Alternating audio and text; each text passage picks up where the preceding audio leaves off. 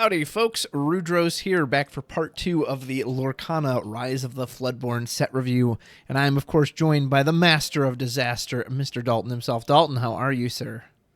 I'm doing good, and yourself? I'm doing well, doing well. Happy to talk about some more Lorcana cards. You ready to jump into last 3 elements, Ruby, Sapphire, and Steel? Let's do it. All right, well, we're going to skip past Baloo, Bun, and Card Soldiers because they're all just blanks. There's nothing to say about it. And we're actually going to get to Dalton's favorite card in the set, and this is Donald Duck, Legendary. Yeah, I think you and I both had the same reaction when we saw this of just like, why is this the Legendary of Ruby? Like, what? It just, why? It's a 5 cost, 1/5. I understand what they're trying to do, but it just sounds so complicated. Do they want us to self-damage him with our own effects? In which case, isn't that a waste of, like, fire the cannons if I'm shooting my old Donald Duck with it? It can't challenge enough to actually really hurt anything. Like, this card just seems terrible. I could not believe this was a legendary. Yeah, I would love to have seen this card with at least 2 attack. Like, 1 is just so bad. Getting yourself up to like 4 damage to get to a 1/1 just so you can be killed by a Tinkerbell feels horrible. And just so you can quest for what, 1 more than Brave Little Tailor? Why? Like, that just feels so bad. And so, think about how this works out. So if you, let's say you turn 5, you ink your 5th thing, you tap out to play Donald Duck, you now have to spend at least 1, if not multiple turns damaging him, challenging before you even get the quest off. Like, I don't get it. No, it's very, very bad. Felicia is fine. Like, hitting for that hard on turn 1 is quite good, and there are certain targets that are like, you know, it takes out a Simba in 1 shot. Sucks she can't quest, of course, but yeah, I think that's fine for a 1-drop. Yeah, I like the taking out Simba, but again, it's going to depend on what they exert. If they're smart, they just leave Simba and Lilo up until they have something else, and then just like bait her into something terrible. Yeah, play like a freaking 1-drop Stitch and be like, all right, I'm going to exert him, and then you just kill him, and you have to. And so, yep. That's all. Fidget's fine. He's evasive. He can hit other evasives for 3, so he's nothing really to say about him. Yeah, no, maybe a little overcosted, but he's okay. Honest John, they're going in with this whole Floodborn thing, which again sounds brutal if you can repeat it. I just don't really know how consistent that is. Yeah, it looks like every element has about 4 Floodborn per the set. So, I mean, removing 4 lore, wow. I mean, that's it could be a swing, but like he doesn't even come until the 3rd turn, and like, Yeah. There's a Lady Tremaine definitely gives me vibes. There's a card in Final Fantasy called Famfrit, the Darkening Cloud, or more commonly used as the Atomos, where it's essentially same effect. Your opponent selects one of their forwards and removes it, which is really good if they've got like a single forward on the field. It's very valuable, but it really sucks when they have 2 or 3 or more because they're just going to choose the least damaging option for themselves, which paying 4 for that, I don't mind, but having to pay 6, that doesn't seem very good. Yeah, plus she's uninkable, and the baby version of her is uninkable, so unless you're playing her with the Emerald version, which also is not a good version of that card, so I just don't know. I think it's a fun idea, but I don't think it's a good competitive one. Yeah. We have Baby Tremaine here, which you're only using if you're using a bigger Tremaine because she's a worse version of Aladdin. Yeah, she can come out a turn earlier, but there's times when Aladdin can come out turn 3 and my opponent still hasn't been able to quest yet. Like, so there's times he can't even steal lore. I'm not playing a less costed uninkable version for that. Yeah, for sure. Lumiere's just a body. Minnie Mouse, again, pretty much just a body with evasive. Nothing to say about her. No, not really. I mean, she quests for 2. That's nice. But on an evasive unit, evasive high questers are always nice. But other than that, yeah. Then we have the Diver Minnie Mouse, which is like, again, this whole action thing. I can't imagine what action, and it only puts her up to 3. I feel like she should have gone up to 4 if they want me to play 2 actions for this card. That just, it seems so overly designed. Yeah, I don't see, like, I mean, I guess there's the other Minnie Mouse from the first chapter that she shifts onto, but like, at that point, like the 3-cost one already quests for more at a base and is evasive. I wouldn't ever play this one over that one. Yeah, seems terrible. We have another Minnie Mouse right after her who was also blank. You could shift her on. But again, that one almost has better stats too because it hits for 3. Like. And then we have Dalton's other favorite card, Mother Gothel. Yes, love this card. I actually was thinking about this card Yeah, today, please tell me. unironically. And Please. I was like, if you play this card on turn 2 and she takes 3 damage, if you're playing like some Ruby Amber list, you could technically Rapunzel and heal her for 3 and draw 3 cards. Mm. So it's not as bad as I thought, but then she's literally sitting there for 2 turns and you have to have Rapunzel in hand. I don't know. It's nice that she doesn't have to like. Yeah, I don't know. I think that if you have the card draw, it's great, but I don't know how good Ruby Amber is. I've never played that list. But other than that, it's a 3-1. Like it's Felicia without Reckless. Yeah. So I couldn't yeah, believe this didn't quest for 2 at least, like because or even 3, because then I would understand you're kind of like taking this gamble of like, hey, I'm putting in this card that's just going to die immediately, but at least I'll get some lore out of it. Or you even suggested, what if you could damage another one of your own characters so that you could use it with Donald? yeah, I thought that would be ideal. It's like, hey, damage any character for 3 when you play this card. It's like she kind of just goes crazy and hurts somebody that's around her because she's losing all of her beauty or whatever. And then Donald gets hurt, and then Donald can quest for more on that turn, and then wouldn't be as bad of a card. And then you have 2 terrible cards that turn into 2 decent cards that work together. But instead, they're like, nah, I think this is the best play. Yeah, exactly. No, I don't think so. Here you have Mulan. I couldn't help but think this is just a worse Rafiki. It's more expensive. It's still uninkable. The only thing that I think works in this card's favor is because it hits for 4, it can immediately deal with something like Mad Hatter, like Cusco. But outside of those very specific situations, it just doesn't seem very good. For me, I compare this card to the Maui, which is a 1 cost more, but it's inkable and it's a 5 or a 6/5. Yeah. So yeah, I think this card is just terrible in comparison to that. So then you have Namari, again, uninkable. You can bring her in. She has to wait a whole turn. She can kill anything, but I don't know. The main thing I'd want to kill anyway is a Cusco, which you can't hit. Maybe there's some primary target, but you're still playing an uninkable 4 cost that then immediately kills itself. Like at that point, next turn you can use Dragonfire anyway. Why? I don't get it. Yeah, I don't know. It can deal with bigger targets, I guess, like Maleficent Dragon or Elsa potentially, but if she's exerted already, you can't really deal with that. So yep. Eh. Queen of Hearts is unless you absolutely have to kill that Lilo or Pinocchio on turn 2 with Rush, I don't see a use for her. Yeah, I don't know. If she was a 3/2, it'd be a lot better in my opinion. You trade into that Rush, trade into the Simba, and move on. But at a 2/2, I think her stats are just a bit too low. However, her upgraded version, Sensing Weakness, not only can it be shifted, I really like this effect. It's repeatable. They don't have to actually kill whatever they challenge. So, like, if you have a really tiny body that, like, let's say is just going to die next turn or something anyway, you could just challenge it in and you get a card draw. Like, that sounds quite powerful. I like her quite a bit. Yeah, I think that effect's good even without the shift. Trading and stuff, digging through your list or something better is always good. As we've talked about in this game, card draw is super strong and card advantage is very, very like just beneficial. Mm-hmm. So anything that gives you that card advantage, especially for starting at turn 2 potentially, yeah, I don't think this card's bad at all. Next we have Radigan, who I like the idea of this. I hate that it's uninkable. And I just did it need to have the restriction? Like, it costs 5 and it's uninkable. Why couldn't it just be you exert a character they control and you ready one of yours? Because then you could do something like with the Aladdin. You know, he challenge him in. You play Radigan. You ready him up. He challenges again, and Radigan even sets up another target for him. That sounds so cool. I just wish it didn't have the condition on it. That and the uninkable just make me go blech. Yeah, I agree. I wish it wasn't the 3 or less attack. I wish it was just exert anything, but yeah, because for a 5 cost on an inkable, it should have just been able to exert anything. I don't see why that's so restricted. Yeah. But then you have a baby Raya who, again, sounds like it can do this repeated challenging, but her stats are so weak, and she doesn't have Rush, so it's just hard to see. Unless they just have a bunch of 1/1s on the field, I don't see how you're gonna take advantage of that.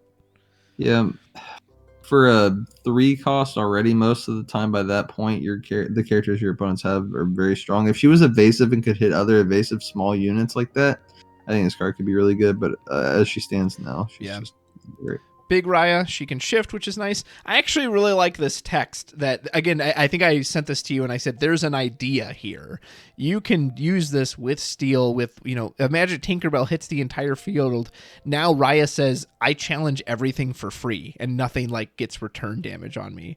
That's pretty cool. Granted, she costs 6 if you're having to pay the full price, and it doesn't work when they challenge her, so that kind of worries me. So I don't know how good this is, but I at least like the idea. There's clearly a concept here. Yeah, I think the play is to play Little Raya, attack in, to damage her a little bit. She'll ready herself up. She'll be at 2-1, and then you play Raya. Big Raya will be at a 5-1, but she won't take any damage from damaged characters. Like you said, off to grab your swords, and so I think that's probably where the play is looking. I guess they thought Maleficent was too good of a legendary last set, so they wanted to just poop on the legendaries of Ruby this set, because here's Scar. I get that he has Rush, but he costs as much as a Be Prepared. He costs more than a Maui with the same stat line, and he's uninkable. Like, I get what they want. They want you to play him and he goes rah, rah, rah and takes down like 1 or 2 things. But just like Aladdin does that and has a lore swing. Like, I don't get this card. This card's overpriced and uninkable, and I can't believe it's a legendary. Yeah, I think it's okay if you need to clear a board and you don't see your Be Prepared, but anything other than that, you want Be Prepared over this 100 times. Yeah, it leaves you a body, but if it didn't have the last line of text saying they can't quest the rest of the turn, like if you could just take out 3 targets and then quest for 2. Yeah. Like I think that card wouldn't be as bad, but the fact that he can't quest is just is like a nail in the coffin. Mm-hmm. Next we have Shere Khan, who sounds like an awesome combo with the Queen of Hearts, because they both just say when they challenge, they don't have to defeat them. So imagine every character you challenge, you draw a card and you're gaining lore off of it. Like anything, that's part of the reason the Aladdin's so good, right? Is that if you are gaining lore from the challenge, inherently challenging is weak because you're trading that for giving up lore. So if you can get both in one, like I kind of want to build a deck now with this Queen of Hearts and the Shere Khan and just get pure advantage from challenging people. He sounds pretty cool. Yeah, it sounds cool. Playing board control and then using that board control to just win the game through effects seems pretty strong. Unlike Tigger, I don't really like any cards that are tied to actions, and it's just a +2 attack. I'd rather have, if it was lore, I'd be more interested, and I still probably wouldn't play it. Yeah. Then you have Tuk Tuk, uninkable, seems terrible. Anything to say? No, I mean, Reckless is cool. He has a good body for challenging, but I wish he was inkable. Yeah. Go the distance. I kind of like the idea of protecting something. Again, you challenge with Aladdin. He gets hurt, obviously, but then you use Go the Distance to keep him alive, and you draw a card, but it also may be too specific to come up. In a list that has a lot of challenging, as you're talking about, to get all these advantages, it sounds like a lot of your characters will be damaged, so I think this card may be able to be really good in those lists. So I have to try it in those lists. Yeah, that does sound good. Good idea. See, that's why it's like nice to have another person here. Yeah. Next, Teeth and Ambitions. Teal do 2 damage to a chosen character of yours and 2 to another character. This is, as far as I can tell, the only thing that really works with Donald Duck. Other than that, again, maybe it does also work with Go the Distance. I don't know. Yeah. I don't know if I like the idea of like purpose. Like, again, challenging is one thing because you're getting something off the field. I don't know. Maybe it is, though. Maybe being able to just do it without challenging, maybe that's worth it. I don't know. I'm actually having trouble evaluating this. Yeah, I don't think it's bad. I think there's actually quite a few cards in the set that kind of go with that. Like the Raya. Raya takes 2, you shoot something for 2 damage, and then she can swing into a Tinkerbell and take 0 damage because it's already hurt. Yeah. And then she keeps herself low. Then you play Go the Distance so that she doesn't get hurt anymore, and so on and so forth. And you quest or you gain lore with Shere Khan and draw a card off Queen of Hearts. So I think there's some plays in here definitely that you could like combo these 3 up. I just wish they were items instead of actions or songs, which are just one-time things. Yeah. But yeah, they're really going in on this whole like self-damage thing for Ruby this set, which is kind of weird. Most Diabolical Scheme, maybe it's good in like a Hades villain deck where you're going to have a ton of villains, but it's so specific. And I don't know, like the situation where it's more beneficial to use this over a challenge, I just feel like it's going to be so few and far between, and it's uninkable. Seems bad. Yeah, I don't love this card. I think this card is pretty weak as an uninkable. Comparing it to Dragonfire, sure, you can use it early, but at what point? Like, I guess it's also a song technically. But like it's limited to a villain. At what point do you really need to be like, oh wow, I really need to get rid of this card on turn 3? Like, Exactly. What did you call me? Again, another card I'd like better if I could use it during my opponent's turn, because sometimes they'll send in 2 characters to get something off the board. So I like the idea of first one challenge and then the second one, surprise, he's got +3. But since that doesn't exist, I'm not using this card. for sure, that's about where I'm at that. You Can Fly is actually pretty interesting because it lasts throughout your turn and your opponent's turn, so you can protect something that normally shouldn't be able to be protected with evasive, which is quite nice. And again, some decks do struggle to deal with that, so I could see that one being quite strong in the right situation. Yeah, I think that card's pretty good. Gaining evasive, not just to keep yourself safe, but also be able to challenge a card like that Mickey Mouse Brave Little Tailor that has evasive that you can't really deal with in your list. Like, I think this card's just pretty strong. Yeah. Dinner Bell. The ceiling for this card is insane because you basically, presumably you're not paying for it the same turn you put it out. You've got it sitting there on the board. When you're ready, you pay 2. You've got a Goofy that's got 5 damage on him, and you draw 5 cards, which is absolutely insane. However, you're also then playing an uninkable 4-cost item that also needs 2, which means the soonest you can use it is turn 5. And like, I don't know, how many cards do you need to draw off of that to make it worth it? Card draws at a premium in this game, so maybe even drawing just 2 cards alone is worth it, and anything beyond that's gravy. So I don't know, maybe this one's got some hidden talent, because the ceiling's clearly incredible, but I just, how is it going to line up? I just don't know. I think you have to at least get 2, which is like with Teeth and Ambitions dealing 2 and whatever, but I don't like that it's uninkable. My biggest thing is like characters in this game, unless you're damaging them like right away, like in all the games I've played, I genuinely never leave a card up with any damage, quote unquote, on it. Yeah. Like, because if they do, it always gets Rapunzeled, or it'll always get healed up, or it'll be traded in instantly that turn, or I'll send in other stuff to kill it. There's very rarely ever cards up with damage on them, and therefore that's why healing is kind of irrelevant, and that's why I feel like this card may be as well. Yeah. Very good point. Yeah, you said it. You said it perfectly. So it must mean you love Peter Pan's dagger. Again, this seems terrible. It's uninkable. Why? I have no idea. And it only works on evasive characters and only targets their attack. So that's too many situations for me. Yeah, feels bad. I really like Peter Pan in the movie, or the Peter Pan movies, but yeah, that card is terrible. Sword in the Stone. Again, if this Shield of Virtue is inkable, there's no reason this card shouldn't be inkable. And then you have to pay 2. I like the idea. I like the idea that like the more they're hurt, the more damage they kind of pull out of nowhere, and it's repeatable. So I like that. Maybe it'll feel better in testing than it sounds in theory. It's just why is it uninkable? There's already better cards that are inkable. I don't get it. They just know how strong it would be with Donald Duck pulling the sword out of the exactly. All right, we burned through Ruby. Let's go to Sapphire, or arguably probably the weakest element from the last set. This time we're starting off with a legendary. This is Alice. I was very excited when I saw this card. She obviously has remnants, shades of the bell. And what's nice is that it gives all your characters support. So she enables herself, which I really like. I'm glad you don't like, well, you've got to make her work and you've got to find a bunch of shit to make her. No, she literally just enables herself. I don't know how easy that's going to be, but if you give, anything with decent attack, suddenly she can get 4 out of nowhere, which I think is a little easier to hit than the bell, but maybe I'm overestimating it because maybe you need too many characters. I'm really excited for this card. I hope it does as good in testing as it sounds, because I think it sounds really good. Yeah, I think the card seems really strong. I'm interested to see how hard it's going to be to get to the 10 attack. What cards you have to pair with, or what. My instant go-to is Steel, like thinking like, oh, these are the biggest biggest characters in the game. You want to have them in there just so you only need 1 or 2 or whatever to get her to that 10, but we'll see. Yeah. Basil sucks to play normally, but if you can shift him in, getting 2 cards off of that, and then he can immediately quest for 3, that's very strong. Oh yeah. And this is also something I think Sapphire needed, because we've always said, well, you can ramp out, which is great, but then you have no cards left in your hand. So like, what do you even play with it? So he kind of refunds that, which I really like. Yeah, definitely. The next 2 Basils are all kind of blank. Anything to say about those?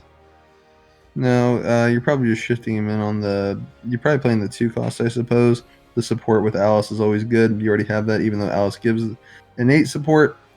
I like the 4 cost 2 lore, but it's not really like it's a little too slow considering you're going to shift them next turn anyway. So yeah, Caterpillar has a ton of lore for a body that a lot of 1 costs have. Is it worth it for those extra 3 ink?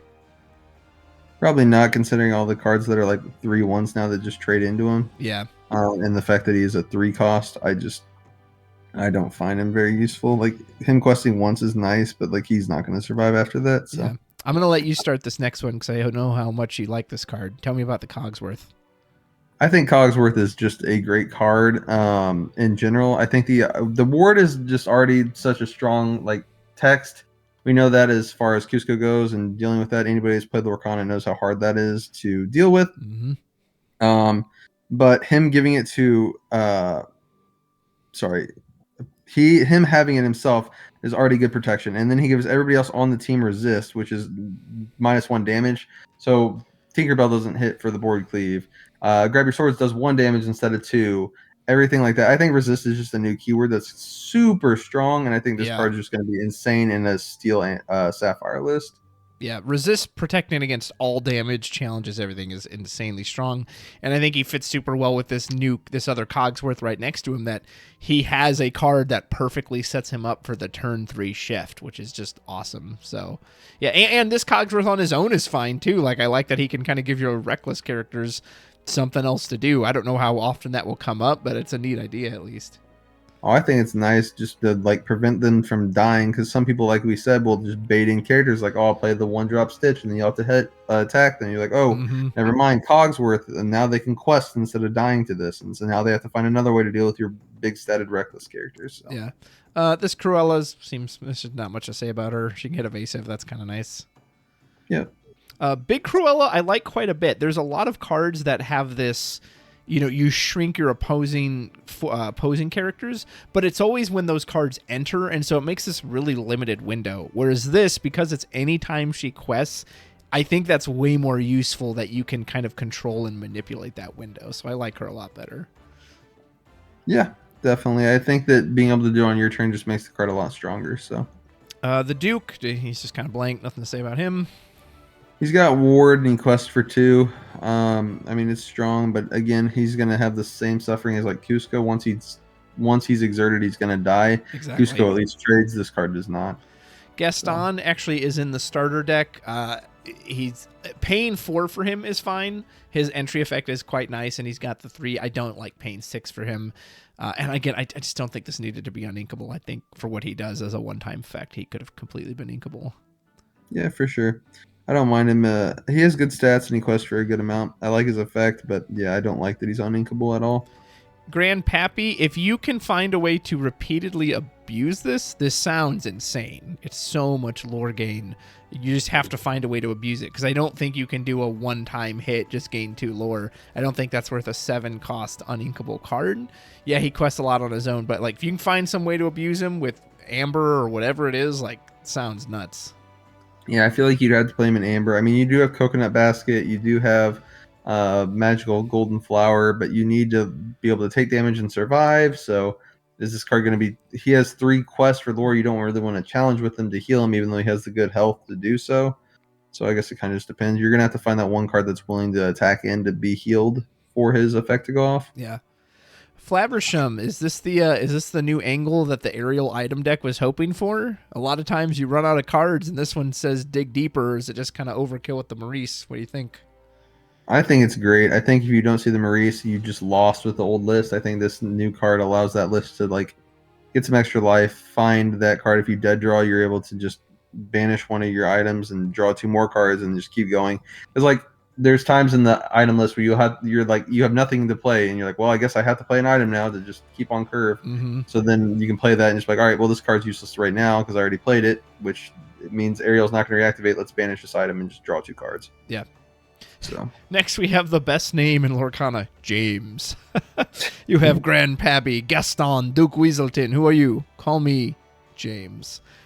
I know that's the character's name, but that's just funny to me. That's so simple. Yeah. It's kind of like a what's her name, Gramatalia on crack. It's uninkable, which again, there's no reason for this to be uninkable. You have to wait till turn 4, but you actually have, unlike Gramatalia, who I usually just ignore, you actually have some incentive to hit James since he quests for 2. If he was inkable, I'd like this a lot. I hate that he's uninkable. Yeah, I like that he has a good stat body too, so he's going to trade into generally most stuff that tries to trade into him. But yeah, I think the card's decent. Let's see. Removed 1 damage for chosen character of yours. Obviously, Jasmine works well with Grandpappy. Other than that, I don't really know what else to say about her. Not too much for me. Yeah, sounds about right. Judy is in the starter deck, and she's nice. I like the versatility she gives. That it gives Sapphire some item break if you really need it, even though they draw a card off of it. But there's also, like, if you have some items and some of them are kind of crap that you don't even want to use, she just turns them into a card draw, which is quite nice. A hair expensive at 3. See what I did there? But I like the versatility. Yeah, for sure. Again, I think the ability to break your own items to draw cards is always going to be good. So, Mrs. Judson, uninkable, messes with Floodborns. That means Travis don't want none of that. yeah, and currently with the games out, I don't think the Floodborn text is really what we're looking for. So yeah, Nick Wilde. Luckily, the Popsicle is quite a good card, so you definitely will want to recur it with him. Again, you're gonna have to line it up. You have to see the Popsicle, but as long as you do, I think Nick's worth it at that point. Yeah, for sure. I totally agree. Unlike Noe, even with the effect, like, it's just such a tiny body. Yeah, it quests for 2, which is kind of nice. I don't know. I struggle to see that being relevant. Yeah, I mean, he gets resist and ward, so he's not able to be targeted, and whenever he's attacked, he's going to have to get hit for at least 3 damage. So I think it's not bad with resist stacking up. So if you play him with Cogsworth, he's taking 2 less damage. That's true. I think you can put on a lot of pressure really early on for Sapphire. That's a good point. Owl is a blank. Prince Charming's kind of like a worse Hans, similar stats, but no effect. Rabbit is also blank. Do you have anything to say about any of those?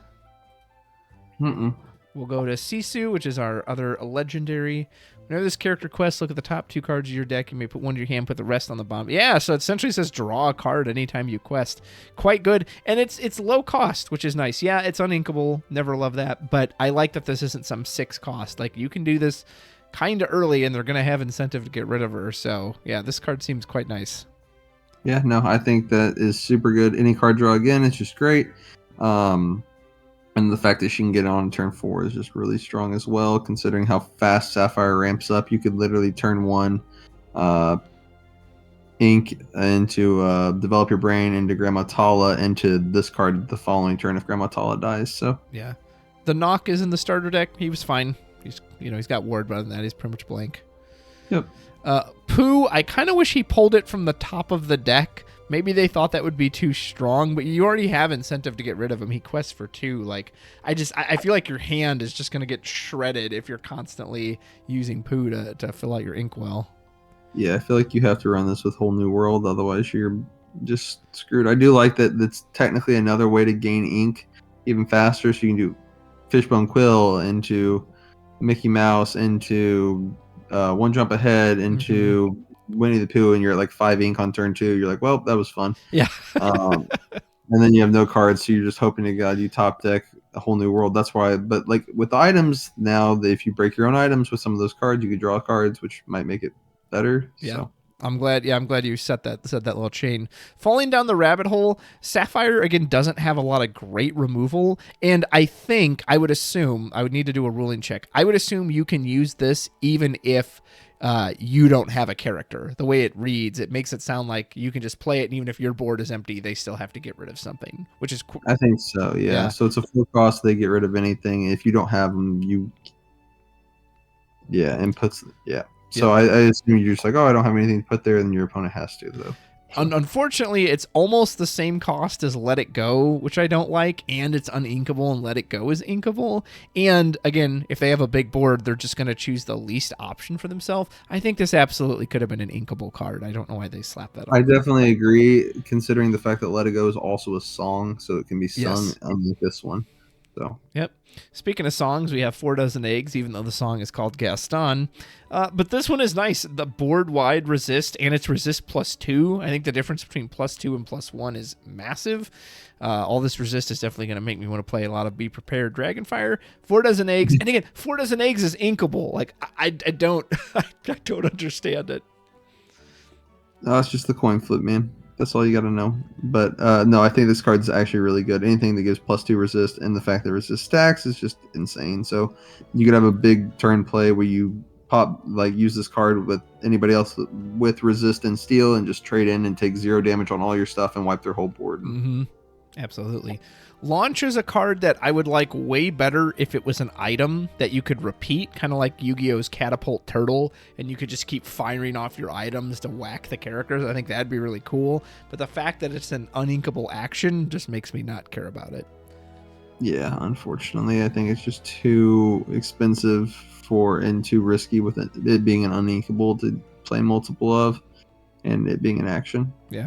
Nothing to hide. It seems like every element kind of got one of these cheap cantrips. And this one's nice. Hand knowledge, I don't know if it's as important in this game, especially if you're doing it on turn 1, but it's cute. Yeah, I mean, card draw is always good. The fact that it's a 1-cost draw card, and it's a 1-cost draw card, and an Amethyst Magic Mirror is a 2-cost, and then you have to pay 4 to draw a card. I just feel like that card is strong. So yeah.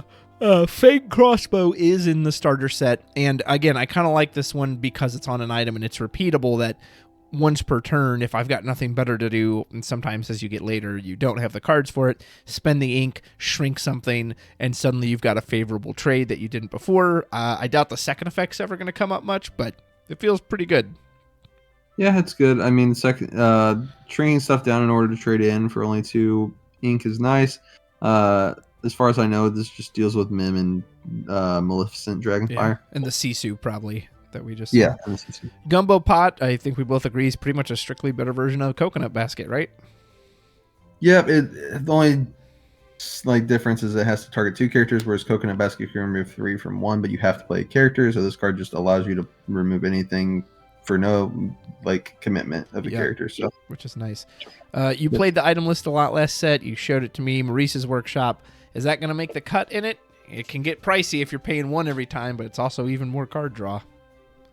I think you could play 1 or 2 of it in it. I don't think you need a ton. Maurice already draws you a ton of cards, so if you see this card early, I think it's good. Then you don't need Maurice right away.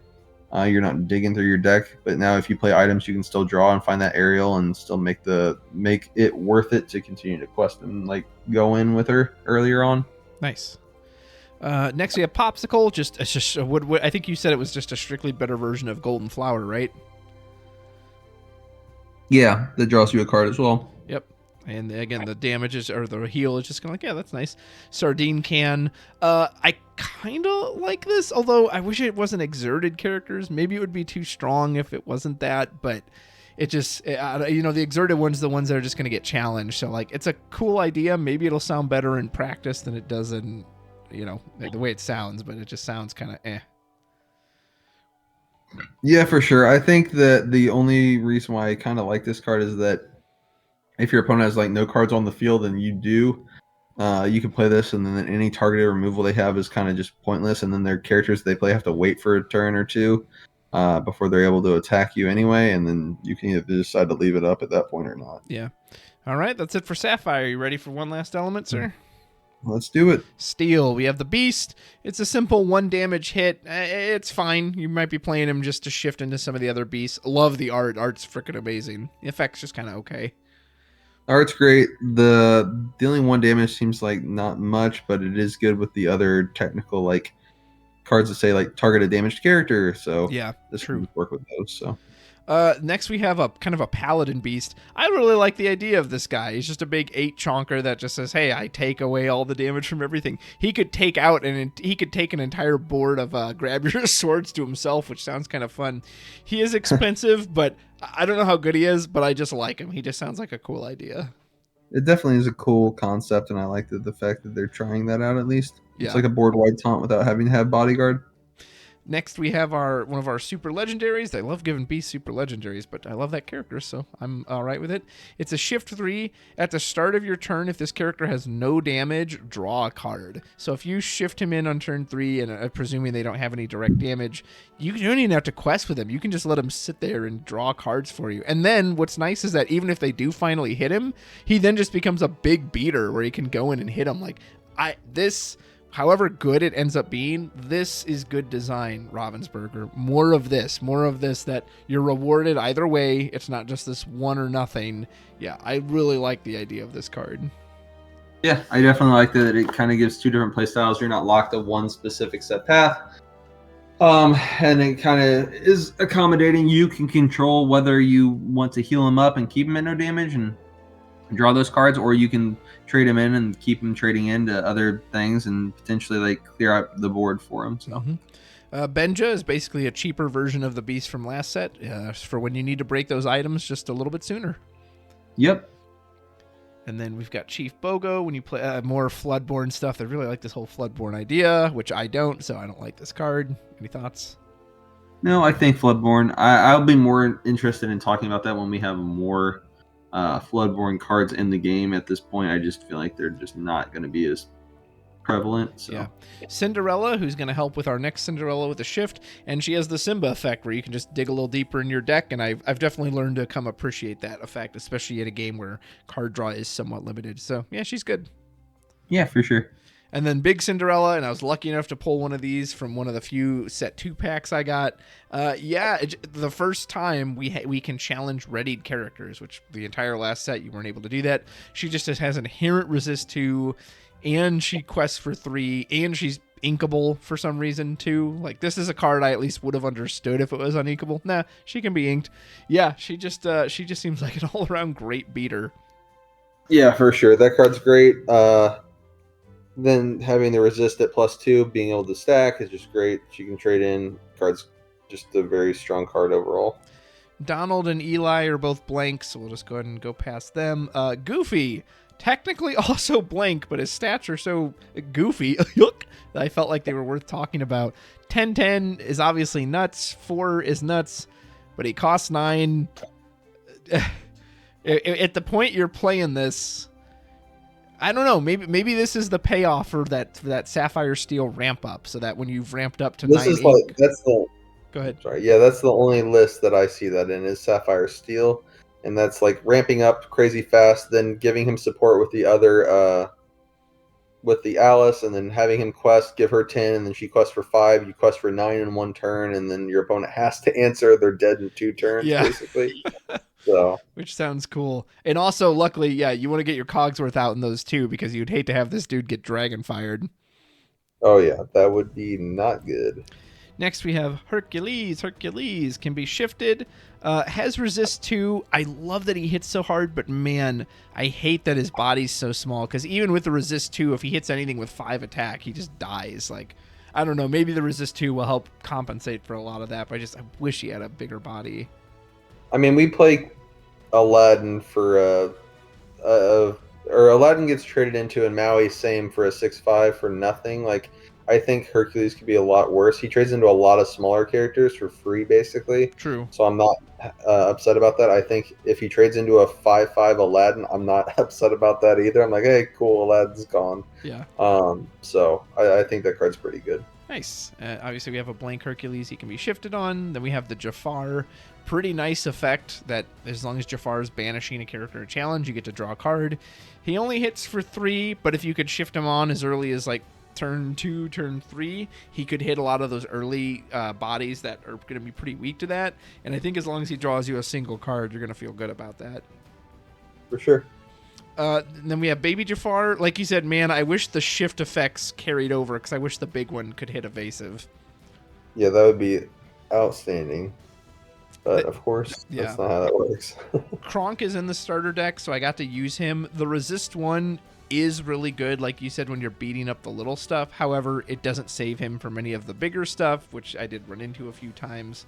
That being said, anything that kind of like spreads damage like this, the Tinkerbell, the Hans, etc., is very good. So Kronk could be quite the beater, at least in the starter deck. So he seems solid, although there's no real way to cheat him in, so you're going to have to wait till you've got 6.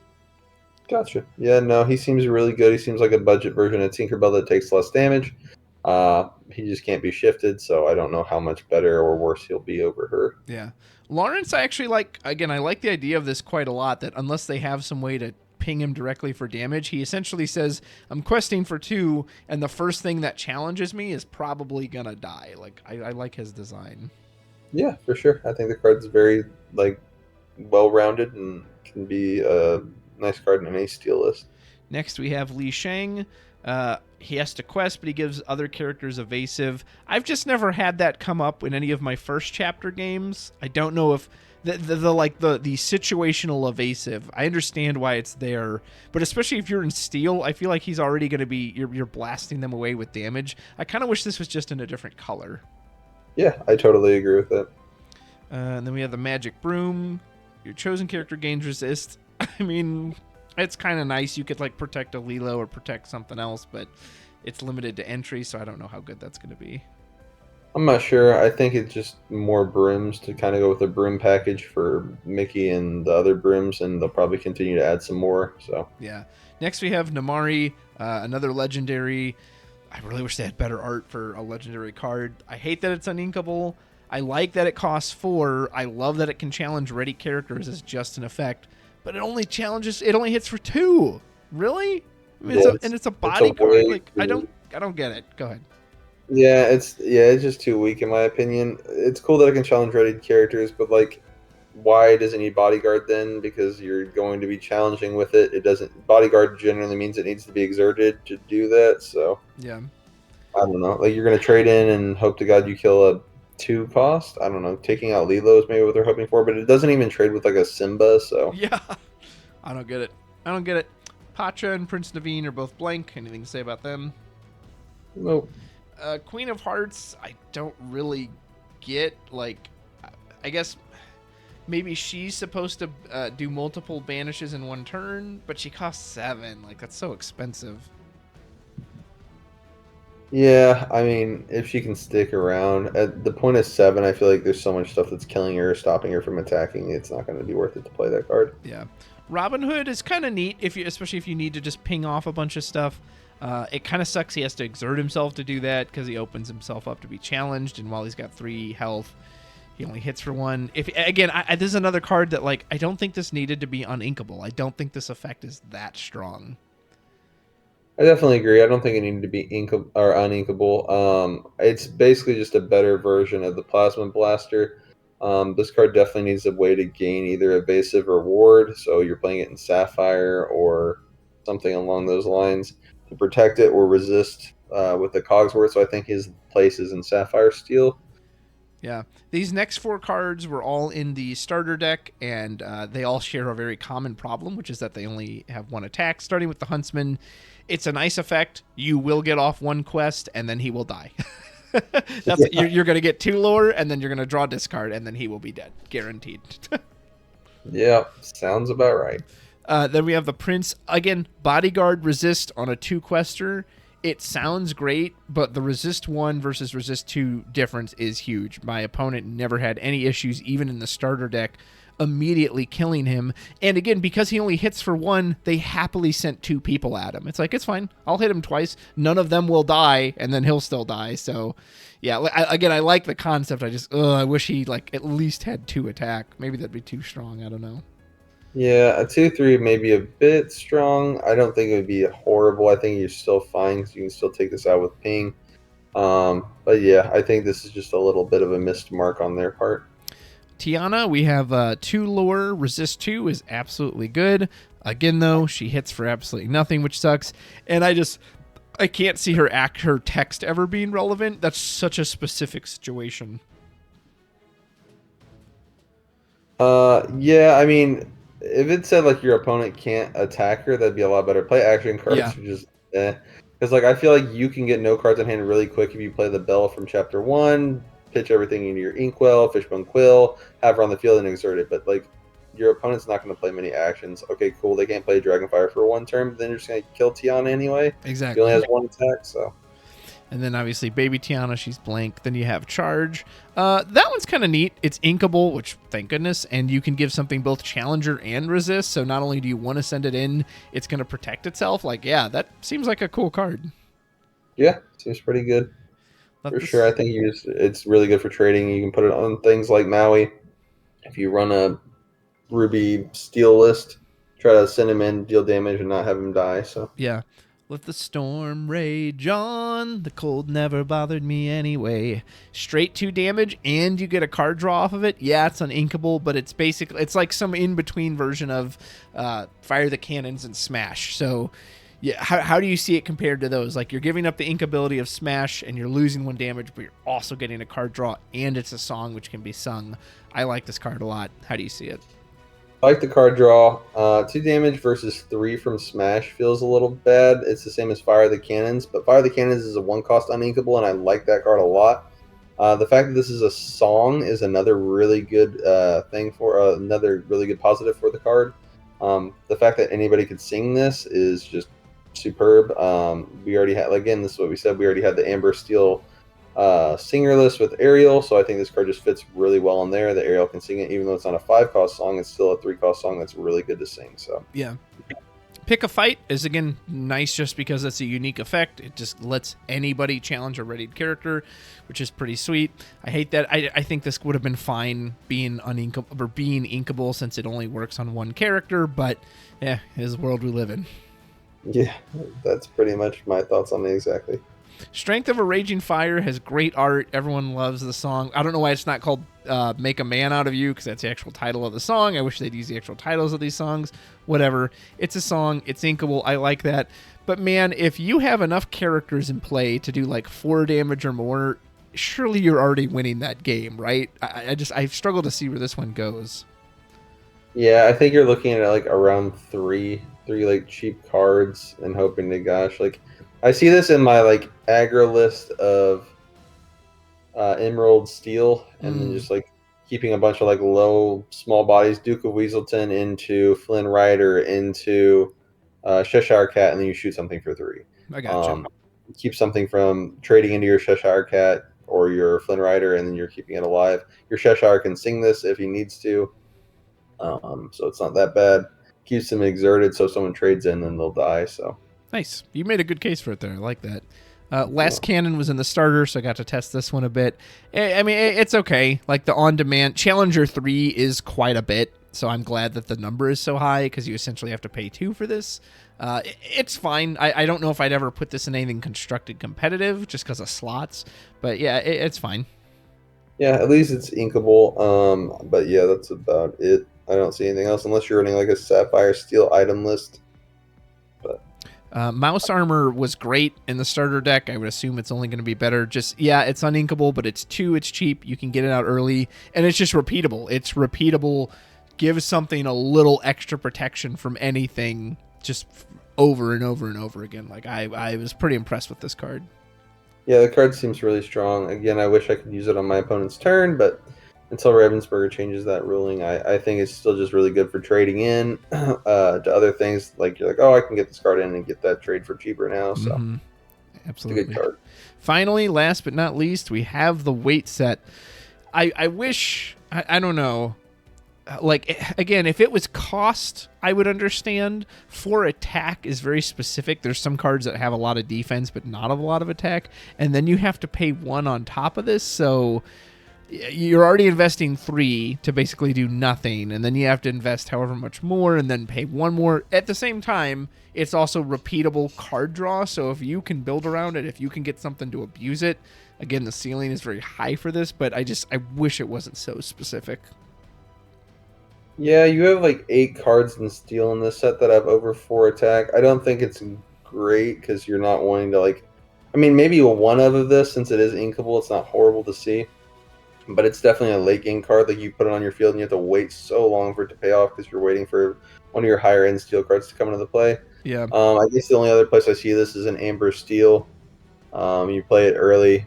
if you don't get something good, and then you just in time stuff in, and those cards generally have higher attacks, so you're getting card draw and keeping your hand full while you're still going aggro. So. Yeah, absolutely. Well, sir, that was it. We absolutely crushed through this. Some parting final thoughts from you. Is there any particular element you're excited about that has a card concept you're excited about? Give me some closing thoughts. No, I really like the idea of steel. I like that they added the ability to challenge ready characters. I like resist as a keyword. I think it's super strong. I've always liked playing bodyguard, so I'm excited to try some of those out. I think Sapphire got a lot stronger this set. I'm really happy. I don't about that. I don't like to see like sets that are just like so apparently like bad. Like, oh, why would you play that? That's just stupid. Yeah. Like, if you want to win the game, don't play that set. So I'm glad that they added they gave some love to that set, and I'm hoping they continue to like do that and allow the community to like kind of mix and match some elements and try out stuff that they didn't do in the first chapters. Yeah. So. I have a few concerns about how the power creep of this versus just one set. I'm a little worried about how quick of an improvement that is, but I'm also hoping maybe some of that is just attributed to that set one being like kind of a feeling out testing ground, because things like you said, like resist, being able to challenge ready characters, it hopefully should make the game more interesting, and you won't have these like lockout states where you're like, I can't do anything because whatever character they play I can't deal with. So I'm hoping that makes the game more interesting, more versatile, more variety. I am a hair worried about the power creep. I definitely see power creep in the game already. There's cards that read legit the same exact way as the other cards from the first chapter, but just better, which we kind of talked about already in the video. So I do hope they watch that as best they can. I understand cards are going to get better, but at the rate of literally 3 months getting so many better cards, like just overall, that is a bit worrisome. Yeah. It's called power creep for a reason. It's supposed to be very slow and gradual. Yeah. All right, my man. Well, thank you so much for joining me for these. I really appreciate it. Folks, hope you liked it. Let me know in the comments what is the element you're looking forward to. What's a card you thought maybe we overlooked or undervalued, or however you see it. And enjoy Rise of the Floodborn. Dalton, thank you for joining me, sir. No problem, anytime. And until next time, take care.